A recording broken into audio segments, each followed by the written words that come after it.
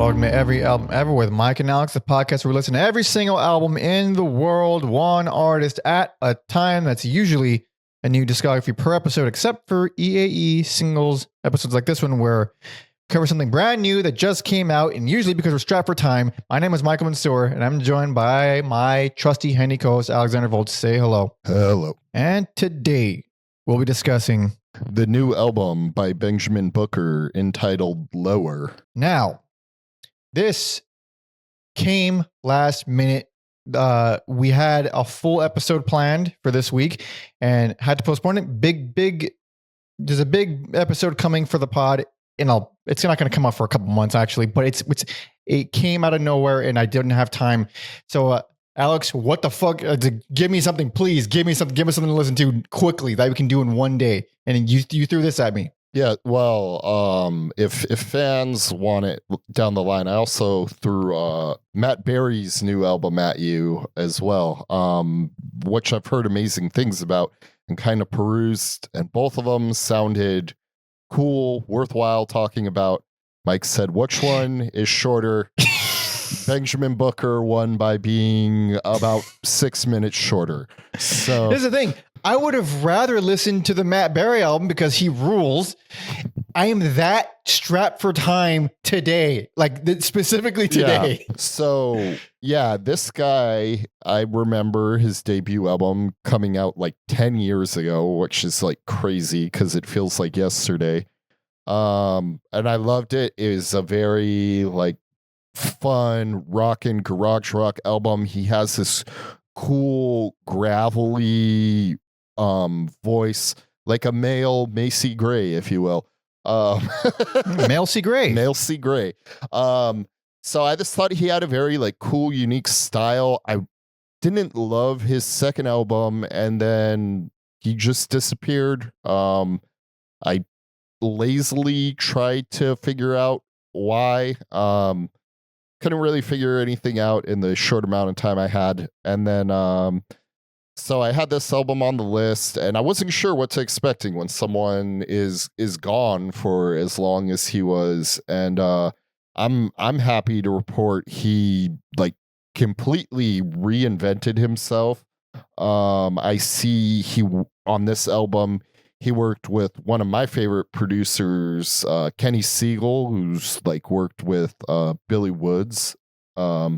So yeah, I think that connection was smart. I think, in the off chance any of our listeners had heard Booker's debut album, this ain't his debut album. This feels very appropriate for the times. You said you're talking about his debut album, which I very much have not heard. Mm-hmm. And you're saying all these words that fucking did not compute at all having heard this album. Garage rock? Gravelly voice? What? Because none of that's here. I mean, there's like a hint, there's moments where I didn't know, there's some garage rock type things.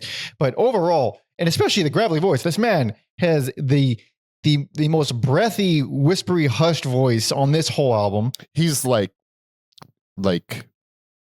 this like yin and yang thing where he took his like smoky, gravelly voice and like leaned more into the like whispery, smoky parts of it on this album. Kid. I think he was, as someone who's been a fan since the debut album, I think because he's always been kind of fuzzy and like that like very fuzzy tone on his guitar, he was still able to like take what was cool and unique about him on that debut album, and it's like it's still here. He's just made it like weirder and more strange and darker. It's pretty dark. I mean, it's not entirely dark, but it is not 100%. It has moments where moments get pretty dark and pretty also diverse. The production on here is, I would say, stellar. This is an album where I literally went in with like zero expectations, it's really just like I don't have time, so I'll listen to anything. I hope I like it, and I thought like, oh shit, yeah, this is actually very good.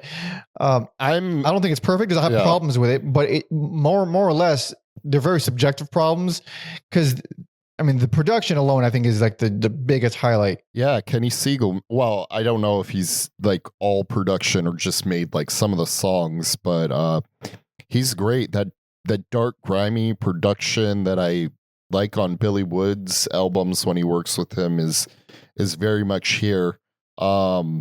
Yeah, I'm very glad we landed on this album. It's been out for a few months, and I didn't get around to it.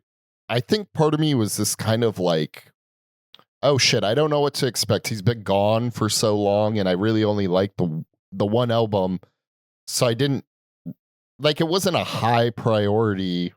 So I'm really glad we listened. Like this caught me off guard in like the best ways possible. Like this is what I want from an album or like want from an artist. So Yeah, it is. It is very interesting. So, overall, I'd say it has quite a bit of lo-fi-ness. It's got a lot. I, mean, I imagine that is that I've only heard a little bit of Billy Woods. I imagine that's a Kenny Segal thing. yeah, I think that is also a Benjamin Booker thing too. There's some like dirt and grime on his albums. So it is kind of a match made in heaven a little bit, because I think like sonically they're like, oh, we like this fuzzy stuff. Yeah, it is cool. It is cool. Some parts, some songs go a little bit too much into the chill factory for me, but more or less, I think it has a pretty melancholy quality to it, to the lo-fi aspect of it that I love it actually. So might as well just jump into it. So track 1, Black Ops. Yes.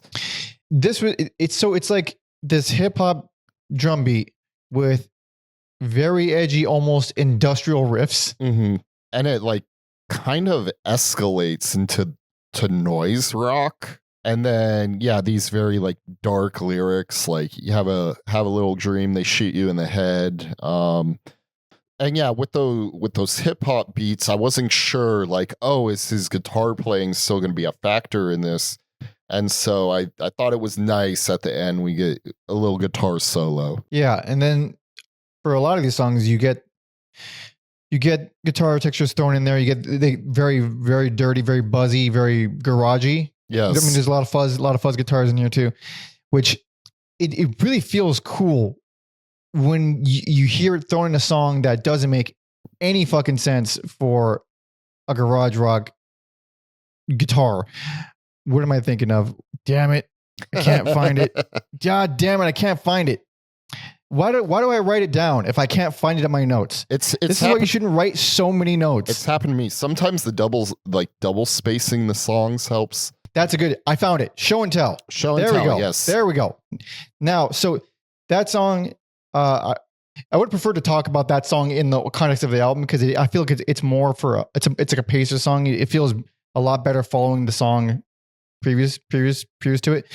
But it's this light song that brings levity when you need it to in the album, because you just listen to a really dark, depressing song. It's upbeat and groovy, and that is not a song where you expect giant ass fuzz guitars to come in. It's a nice touch. Yeah. I think that was the single, and that was the only thing I heard before going into this. And like at first, that's kind of like the connecting tissue from this album to his first album, I think. Wait, that was a single? I think it is. I mean, it's probably the catchiest thing on the album. I think that's a terrible choice for a single. I mean, it's what the hell do I know? But I felt that I only liked it because of its place in the album. I would have not been sold if I heard that as a single. Yeah, so I think it is like that connective tissue, like people who are familiar with him, hey, come for this. And then I know he put out some other things like LWA in the Trailer Park. Okay. But yeah, I think that's like the catchiest thing on the album. Like there's other lighter things on here, but in terms of like hooky or maybe a little something that's stuck in your head, for me it's going to be Show and Tell. I think for getting stuck in your head, and I feel like it seemed intentional, is right before it, Same Kind of Lonely, which it's one of the bigger songs I didn't like it at all on first listen. Second listen, I did like it. But what I don't like about it is how much I can see and feel that he was trying to make it an epic thing that stays in your head because of how much he repeats that chorus. I mean, like he really hammers that riff, or that chord progression really hammers it in there to the point where, when I first heard it, I'm like, oh, I get it, dude. I'm not into it. I said no, but second listen, it's like, all right, I could see how it does. I could see why that was so that ended up, it actually worked. Even though I could see that's what he was trying to do. It did work on me. That is my favorite song on the album, I think. Yeah. Again, this is like he manages to work in that garage rock aspect. And then the thing that got me was like towards the end, he brings in these audio samples where like one of them's like gunshots and people panicking. Baby cries. And I think with his like, smoky voice and some of the more songs where he's more open, it was pretty jarring, I felt. So I appreciated that quite a bit because I wasn't expecting that either. Yes, and I think also on an album like this, where the opening feels kind of dark, you would think a song like New World would be darker, but it chooses to be a little more joyful. There's something uplifting about it. You still get the like electronic and the fuzz stuff, but it's a little dancey. And then it does this wild thing at one point where you get these electronic like beeping noises with strings. And in my head, that doesn't make sense, but I'm listening to it and it works for me. Interesting.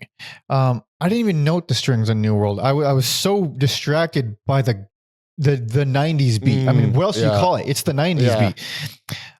I would call that a good song that I don't care for because it's not bad. It has a it's pretty. See, you found it to not be sad. I found it to be actually one of the most depressing songs in the album. Yeah, I think because it can sonically sound sad, which is a few of these here, but I like started listening to the lyrics and I was like, oh, these are actually hopeful lyrics and painting a better world, hopefully. Right. Yeah, it did. I'm surprised at how much it depressed me actually musically. I'm because some of these songs get super dark, but I like that. I like dark and brutal. I don't really like just sad, I guess. I mean, the first 3 songs, I was like, this is going to be a dark fucking album. But yeah, of course. But since we're working backwards, the song before New World is hands down the greatest song title of 2025. Not the greatest song, but the greatest song title of 2025. Rebecca Latimer Felton takes a BBC. Latimer Felton takes a BBC. Yeah. Holy shit. So it's either the funniest or the most depressing song title ever. Why what? It's fucking funny. The lyrics. Oh, sure. Yeah. I'm pretty sure it wasn't like a happy story. Yeah. It's a great title though. Yeah. I mean, it is funny on its face. I think Rebecca is cheating on her husband here, but you don't say. Man, it is this like very light acoustic guitar, and it is interrupted by it's almost like noisy string section, and that all jokes aside, that song was kind of like, oh, like he's really doing something different and cool and unique on this album. That's what made me like seek out, like, was he like working with someone? Like, where's this production coming from?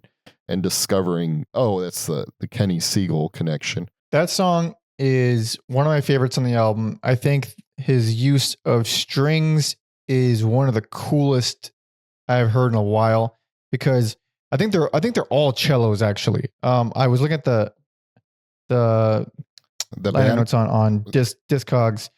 He's not on Bandcamp. Okay, they got that updated. Or he's on Bandcamp, but this album isn't on Bandcamp. And now it's suddenly not there. I was am I Mandela affecting myself because I was looking at it and now it's not here. Maybe someone put like fake out ones there and they're not there anymore. Either way, I saw someone was on cello. Yes. And I didn't see any of the stringed instruments. Okay. Anyway, doesn't fucking matter. Anyway, the way they come, so they sound really heavy for one. They sound so heavy and so bowed. Like, some of my favorite string production is when you could hear like the bow, the hairs on the bow. Like you could hear where it's not just a symphony or anything. We actually hear a person playing it. It's that, but fucking way ramped up. It's like scrapey, heavy, loud. What else? And not only that, it goes into the full-on experimental horror sound, squeaky stuff, but it's still really heavy and it's produced so well. The strings are produced so well on that song. Yeah, and it's a great 1-2 punch with Speaking with the Dead, because that also has a very like demonic, like evil effect on his vocals. It's more of like a spoken word thing with like ominous like white noise than a like full track. I mean, it's 3 minutes. Well, half of it is that the first half is like a song. The second half is that evil, creepy stuff. But it lands. It's well done. Yeah, it fucking works for me. And it doesn't go on for like 6 minutes. It's just like the right amount of time. It doesn't go on too long, and it's also legitimately horror adjacent. Mm. So it doesn't feel too cheesy. Man, it's so easy to go into, oh, you're a dude recording something that's trying to sound scary. It's so easy to do that. And most people do that. But when something lands, it's like, all right, there's moments there where I could feel like that could fit in with something actually disturbing and something I don't want to look at. That's usually a good sign. Also, I think he has such a cool voice that you don't want to put like too many effects on it. Like, how many like songs have we heard where they just do the like default deep voice for like an evil track or something? Yeah, like it's just like the default evil voice setting. And I think to like make his voice sound like that and keep his like uniqueness there, it's a little bit, it's more like an octave pedal sound on his voice. But speaking of his voice, that's where we disagree. I got, as the album goes on, I get worn out with his voice, starting with Same Kind of Lonely, but I'm still kind of okay at that point. By the last track, by the end of the album, I'm like, okay, fucking just enough with the whispery fucking breathy shit. Man, I think it sounds the worst on the final 2 tracks though. I like the final 2 tracks. I don't know, they're kind of different than the rest of the album to me. Like they still fit in, it still paints a complete picture, but Heavy on My Mind is like almost like Pink Floyd at sometimes, especially, when there's lyrics like, if there's hell, there's a heaven too. But it's probably closer to like Nick Drake, I would say, in terms of like the way he's like executing and the darkness. And then I don't know, I love Hope for the Nighttime. It has this dark sci-fi synth opening where you kind of wish it was longer, and then it starts off very minimal and it builds into this, like, it almost sounds like a Springsteen ballad a little bit, but with the like keeping in the album sound. I'm glad you like them, because I didn't like them at all. They both bored the crap out of me. And I still think they're produced well. I still think they're kind of nice for what they are. My main problem was that they both are the same type of song back to back at the end of the album, and it kind of just like it just sort of, when most of the album is this really nice pacing choice of you get this one thing and then you get this thing, you get this thing and then you get this thing. Those two like back to back at the end felt weirdly anticlimactic. I disagree, especially with Hope for the Nighttime. I think the way that song builds and ends is like very triumphant, and this feels like a big like bow before they get off the stage. Okay. What else we got? So we went in such crazy order. But circling back to the beginning.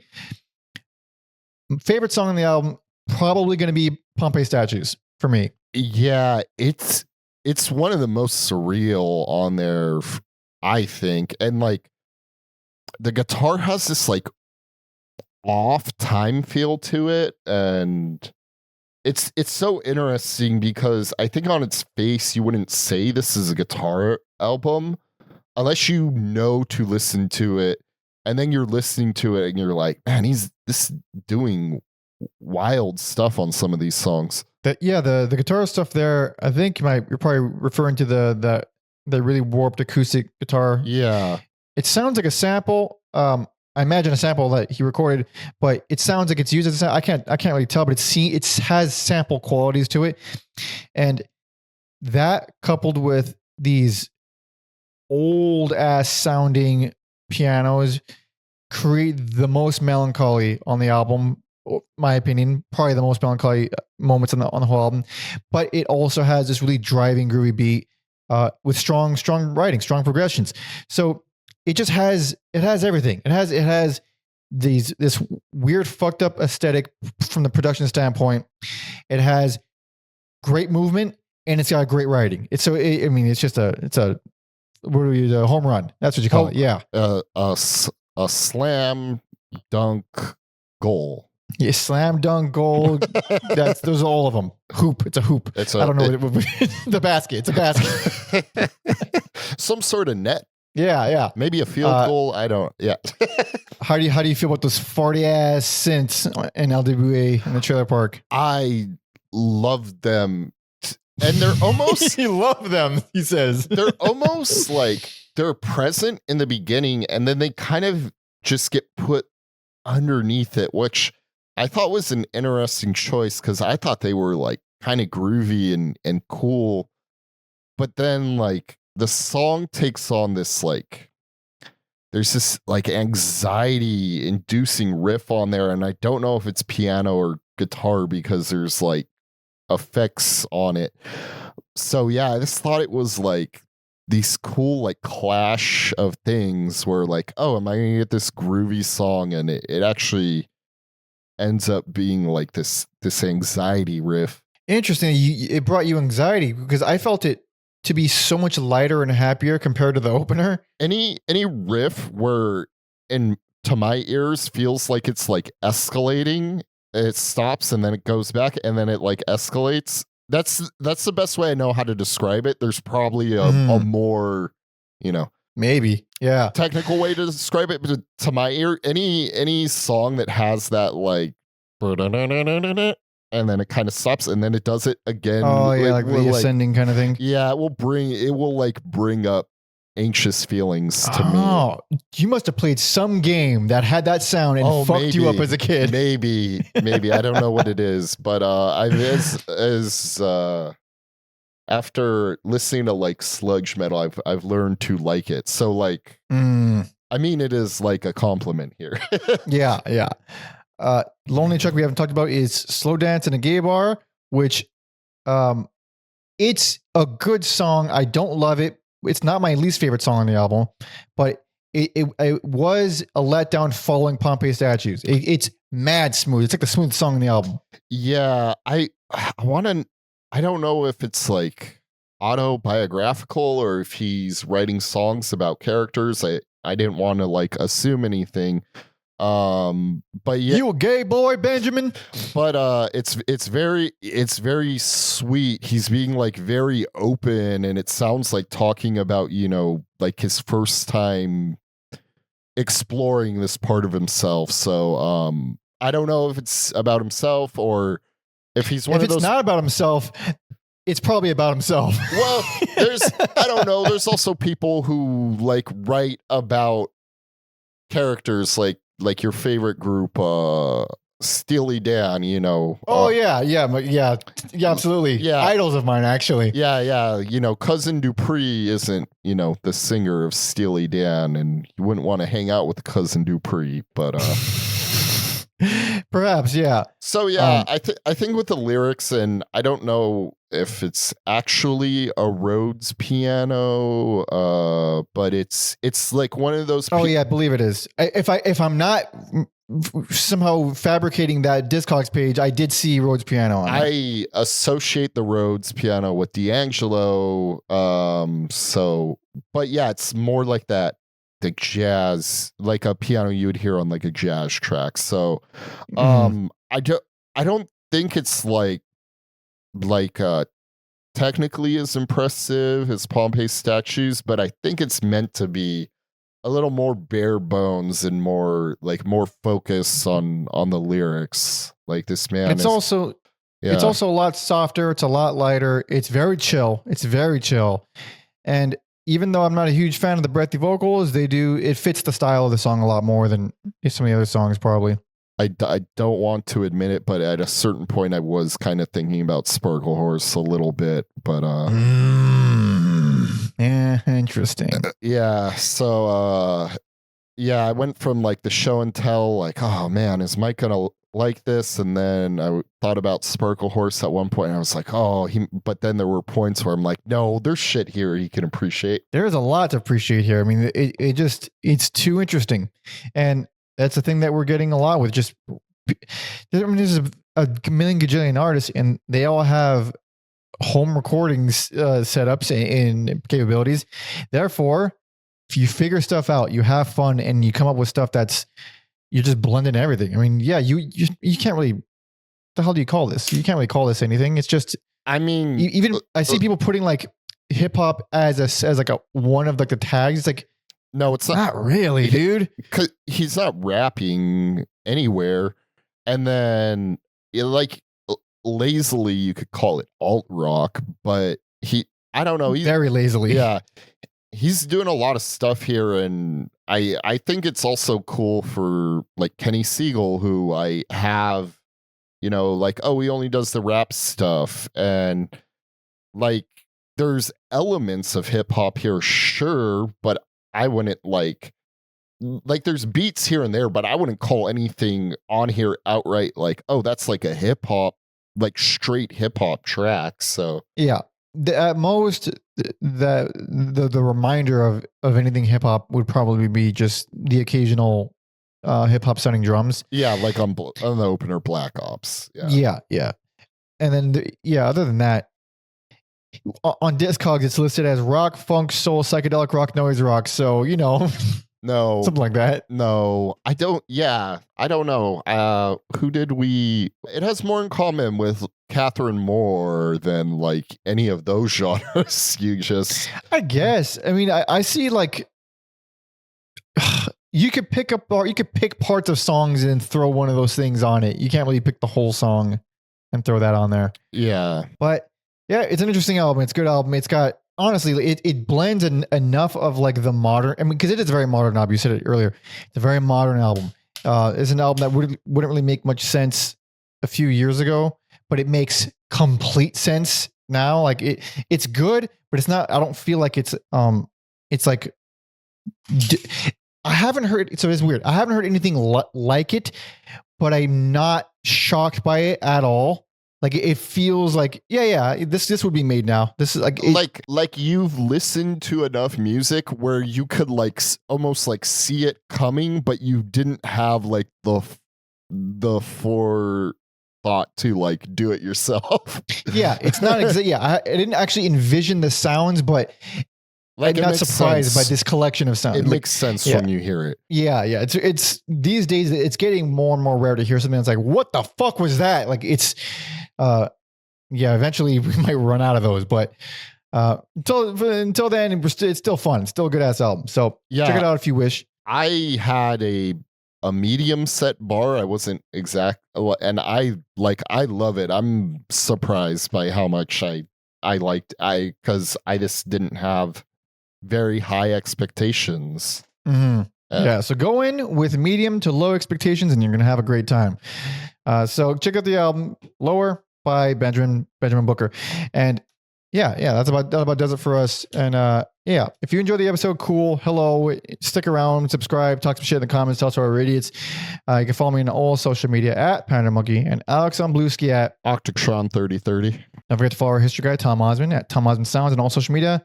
TomOsmanSounds.com for all his music and his podcast, Whatever Comes Next, where he interviews a bunch of cool indie musicians. My EP, link to that in the description. And most importantly, Patreon, baby, patreon.com/everyalbumever. You get bonus episodes. You get to see our schedule in advance. You get to join the Discord, be part of the community, talk shop, suggest brand new albums that came out this year, like this one. And if you're tier 2, then you can suggest bonus episodes for us. Any album from anywhere, and we'll do bonus episodes on it for Patreon exclusively. So it's good time. Go there, do that. Hell yes. And now, to announce anything on a singles episode feels wrong, but we can no longer do final songs. For those who've been with us for the forever, or who have skipped the final songs, or who have enjoyed the final songs, we no longer can do the final songs. We have been confronted by Spotify, who is actually going to take down about 50 episodes because of the final song. I'm going to have to keep saying this for a few episodes probably, but all the episodes that are getting taken down off of Spotify, if you listen on Spotify, they're going to be uploaded to the Patreon. It's going to take a minute probably, but they will be there. So you can not like, I mean, you could also find it on YouTube, like almost all the episodes, but it sucks because Spotify had literally everything from episode 1 until now and a ton of videos. And now we're going to be missing some pretty big episodes of ours, but Patreon for that. So, all right. And it'll be free for Patreon. You don't have to be a member. It'll be free for everyone. But yeah, until the next one, it feels so weird. You're like so anticlimactic, right? I know, like we've done it for 5.5 years with a final. It feels so wrong, but whatever. Okay. Go listen to the album. Until next time. Great album. Great album. Yes. Great album. Yeah. So thanks so much for listening and watching. See ya.